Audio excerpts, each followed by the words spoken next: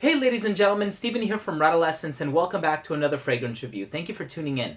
And in today's episode, we're going to be taking a closer look at the newest release by the company Christian Dior, and this one is called Sauvage Eau de Parfum, so stay tuned.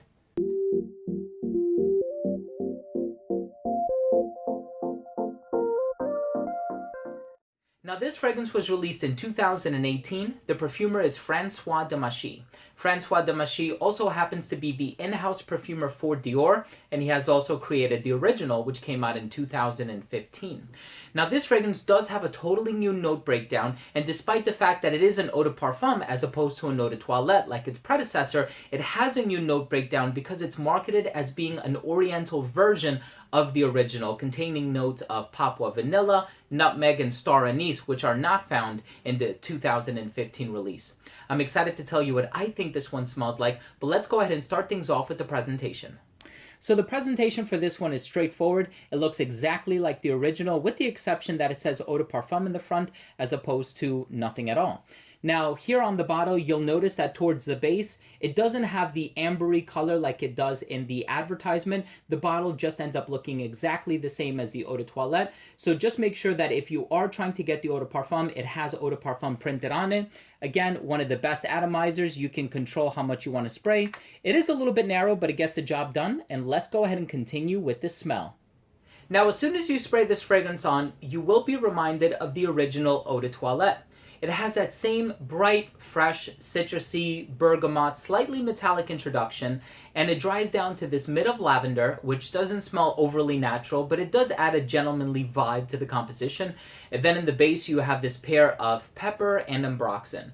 The pepper isn't too strong either, but it's a nice touch, and the ambroxan is, of course, a synthetic molecule, and it's the synthetic counterpart to the more expensive natural ambergris, which comes from the sperm whale, but I won't get into that right now.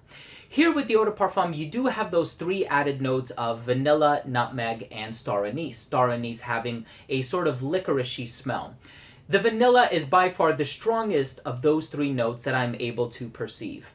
However, it's not too warm, it's not too gourmand, and it's not too oriental either. As a matter of fact, if I were to smell this in the air, I would have a hard time picking apart whether it's the Eau de Toilette or the Eau de Parfum. And I think with this one, it does have that added warmth, but because it still retains so many of these familiar elements from the original, we have a hard time picking it apart. Now, if you do a side-by-side like I did, it's far evident that yes, the Eau de Parfum does have these warm oriental notes, but none of them are done too strongly to make it an entirely different composition. It's a subtle variation of the original. So what does that lead us into? It's appropriate for the same scenarios. You can wear it the same time of the year, the same occasions. If you've been wearing the original to work, you can wear this one to work.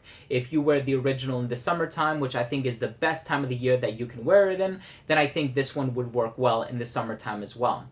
I know this one would probably a great scent to wear at nighttime as opposed to the Eau de Toilette, which you would wear in the daytime.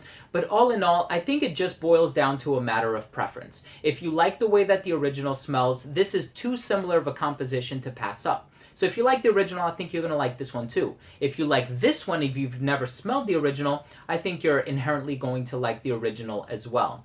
It's very similar of a scent, just this one does last a little bit longer, the performance has been increased, and it does have that added warmth in the base. It's a bit more round, but all in all, it's a very similar scent, and I'm happy to have it in my collection just because I run through the Eau de Toilette so quickly that I'm sure I will end up wearing this at some point as well, and I have been wearing it for some time now. So a very special thank you to my Macy's sales rep for sending me the text message that it was available. I showed up the next day and picked myself up a bottle, so thank you for that. Let's go ahead and finish off the review with my overall assessment.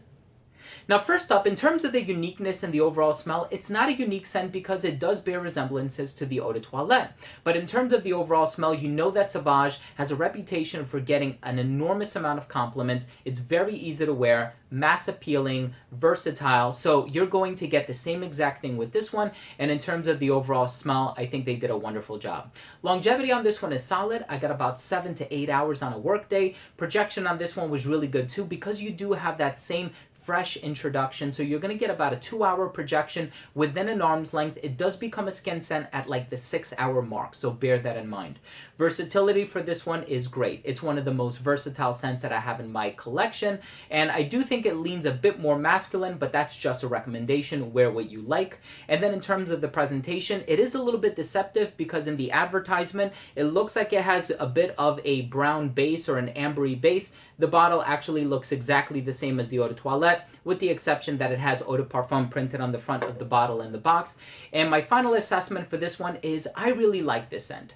I like the original Sauvage. I have worn an entire bottle of that. I'm on the second bottle of my Eau de Toilette, and here I have a third bottle, this being the Eau de Parfum, and I think I'm going to end up wearing all three of them at some point.